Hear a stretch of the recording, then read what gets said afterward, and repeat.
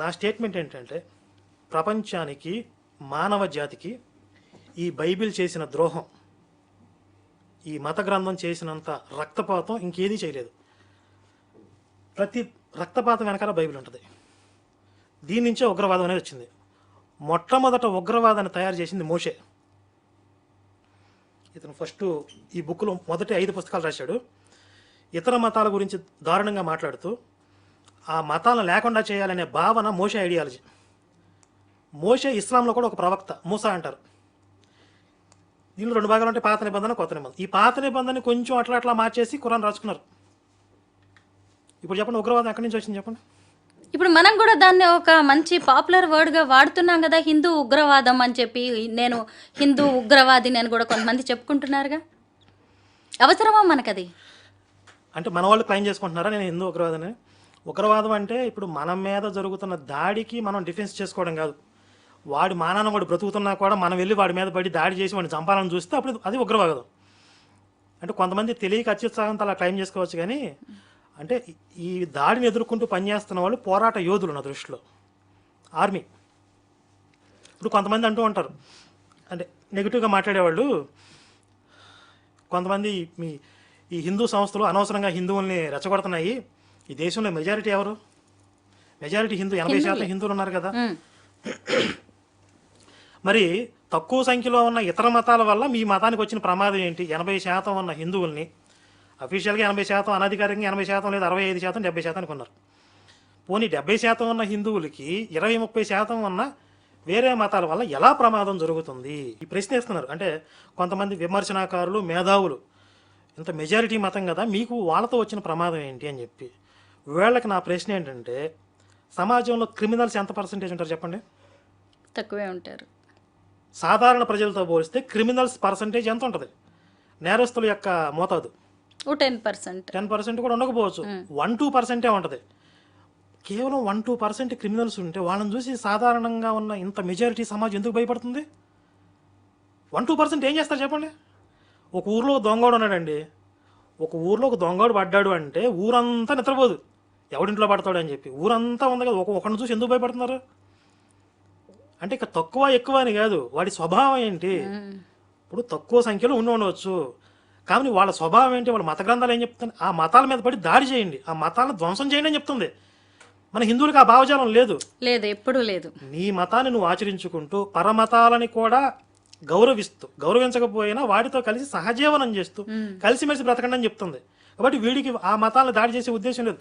అందుకే మీరు ఏ చర్చి కనపడినా ఒక కామన్ సెక్యులర్ హిందూ ఎలా అనుకుంటాడు, అది ఎందుకు అనుకుంటున్నాడో కూడా వాడికి తెలియదు. వెళ్తాం కూడా కదా, చర్చిలకి వెళ్తాము, మసీదులకి వెళ్తారు హిందువులు, దర్గాలకి వెళ్తారు. ఎందుకంటే అక్కడ కూడా ఒక దేవుడు ఉన్నాడు అనే భావంతో, ద్వేషం ఉండదు వాళ్ళకి, ఉండదు. మీరు ఆ మతంలో వాళ్ళని ఒకసారి దేవాలయాన్ని తీసుకురండి, ఎందుకని రారు, అస్సలు రారు. ఎందుకంటే వాళ్ళకి ప్రతి వారం కూడా బ్రెయిన్ వాష్ జరిగిద్ది. పరమతాలన్నీ కూడా అవన్నీ దయ్యాలు, సాతాను, దుష్టశక్తులు, మనం వాటిని నిర్మూలనం చేయాలి అనే ఒక ఐడియాలజీని ప్రతి వారం వీళ్ళ బ్రెయిన్లో ఎక్కిస్తూ ఉంటారు. ఆ ఐడియాలజీలు తయారవుతున్న వీళ్ళందరూ ఒక సమాజానికి ప్రమాదకర శక్తులుగా మారుతున్నారు. కాబట్టి మనం భయపడాలి, దాన్ని ఎదుర్కోవడానికి ప్రిపేర్ అవ్వాలి.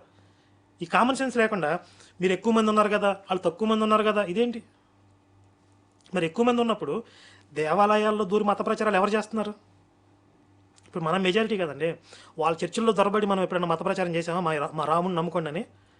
వాళ్ళు మన దేవాలయాలకు ఎందుకు వస్తున్నారు? దాడి చేసే స్వభావం ఉంది వాళ్ళ మతాలకి. ఆ పరమతాలకి ఆక్రమిత స్వభావం ఉంది, ఇతర మతాలు లేకుండా చేయాలనే స్వభావం ఉంది. ఆ ఐడియాలజీ, ఆ క్రిమినల్ ఐడియాలజీ ప్రమాదం.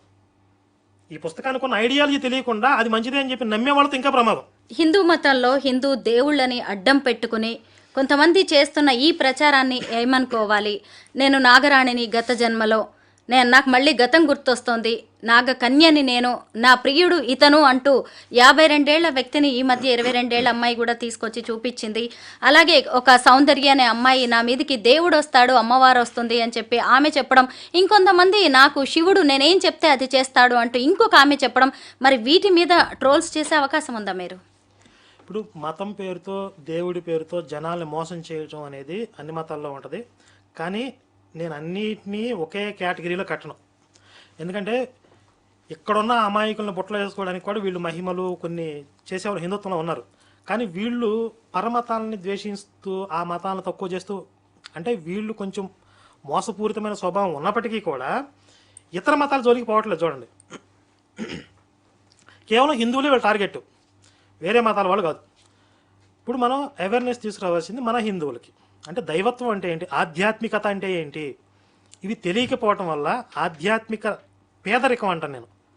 అంటే ఆధ్యాత్మిక తగినంత లేకపోవటం, ఆ పేదరికం వల్ల అసలైన దైవత్వం తెలుసుకోలేకపోతుంది. అలాంటి స్థితిలో ఉన్న వాళ్ళని కొంతమంది ట్రాప్ చేస్తారు. మరి దాని మీద వర్క్ చేయాల్సింది తప్పదండి. ఇప్పుడు హిందుత్వాన్ని కూడా మనం సంస్కరించుకోవాలి. ఎస్, ఎందుకంటే మిగతా వాళ్ళు నవ్వకుండా ఉండాలి అంటే మళ్ళీ మనం కూడా కామెడీ పీసులుగా వాళ్ళకి మారిపోకుండా ఉండాలంటే ఇలాంటి వాళ్ళలో కూడా అవేర్నెస్ తేవాల్సిన అవసరం ఉంది. అఘోరి, మనం ఎగ్జాంపుల్గా అఘోరీని కూడా మాట్లాడుకోవాల్సిందే. సనాతన ధర్మం, హిందువుల్ని నేను కాపాడుతా, గుళ్ళని కాపాడుతా అంటూ చేసిన హల్చల్ గురించి కూడా మనం మాట్లాడుకోవాలి. అంటే కొన్ని చూస్తే అవి నాకు పబ్లిసిటీ స్టెంట్స్ అంటారు కదా, అలా అనిపించాయి. ఆచరణ సాధ్యం కానీ కొన్ని స్టేట్మెంట్లు ఇవ్వడం, వాళ్ళందరినీ నరికేస్తానని. ఎక్కడ సాధ్యం అవుతుందండి నరికేస్తాను? ఇప్పుడు నరికేయడానికి వెళ్తే వాళ్ళు ముడుచుకు కూర్చున్నారా? కాబట్టి ఏదో పాపులర్ అవ్వాలి, హైప్ తెచ్చుకోవాలి అనే ప్రయత్నంలో భాగంగా కొంతమంది ఇప్పుడు మాలాంటి వాళ్ళను కూడా కొంచెం దానికి బ్లేమ్ అయ్యేలాగా, అంటే హిందువులు అంటే ఎలా ఉంటారు, హిందూ పోరాట యోధులు అంటే ఇది. ఇప్పుడు మేము ఇంటలెక్చువల్ వేలో పనిచేస్తున్నాం, ఇంటలెక్చువల్గా ఐడియాలజీ బేస్ మీద వర్క్ చేస్తున్నాం.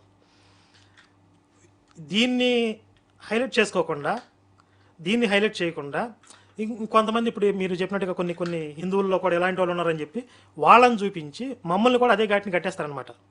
వీళ్ళందరూ ఒకటే అని చెప్పి. తప్పదు, మరి భరించాలి కొన్ని. కాకపోతే కొన్ని వాటి మీద కూడా మనం ఫైట్ చేయాలి.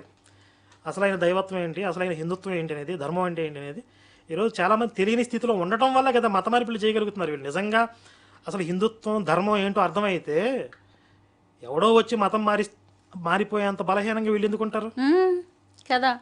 ఎవరో ఏదో చెప్తే ఆ సాక్ష్యాలు చూపిస్తే, అదే సువార్తలు చూపిస్తే అంతకంటే అద్భుతమైన మన భగవద్గీతలో లేదా, మన పురాణాలేంటి, మన ఇతిహాసాలేంటి. ఇప్పుడు భగవంతుడు జస్ట్ పైన కూర్చుని హామ్ ఫట్ అని చెప్పి మిరాకిల్స్ చేస్తా అన్న మాయలు పకీరాయన అన్న. అలా మాయలు అద్భుతాలు చెయ్యటమే దైవత్వం అయితే ఆయన మానవ రూపంలో ఒక రాముడిగా ఎందుకు అవతరించాడు? మానవ జాతికి ధర్మాలను బోధించడానికి స్వయంగా ఆయన ఒక అవతారం తీసుకుని రాముడిగా భూమి మీదకి వచ్చాడు. ఎన్నో కష్టాలు పడ్డాడు. ఎన్నో కష్టాలు ఎదురైనా, ఎన్నో ప్రమాదకర పరిస్థితులు ఎదురైనా ఎక్కడా కూడా ధర్మాన్ని, సత్యాన్ని విడిచిపెట్టకుండా చివరిదాకా నిలబడ్డాడు. అది ఆదర్శ పురుషుడు అని చెప్తున్నాం మనం.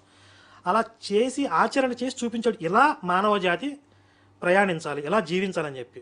ఆయన పైన కూర్చొని హామ్ పట్ట మాయలు చేయొచ్చు కదా, మాయలు వగిలాగా. అది దైవత్వం కాదు. అది నిజమైన హిందుత్వం అర్థమైతే ఈ మాయలకి ప్రలోభాలకి లొంగరు.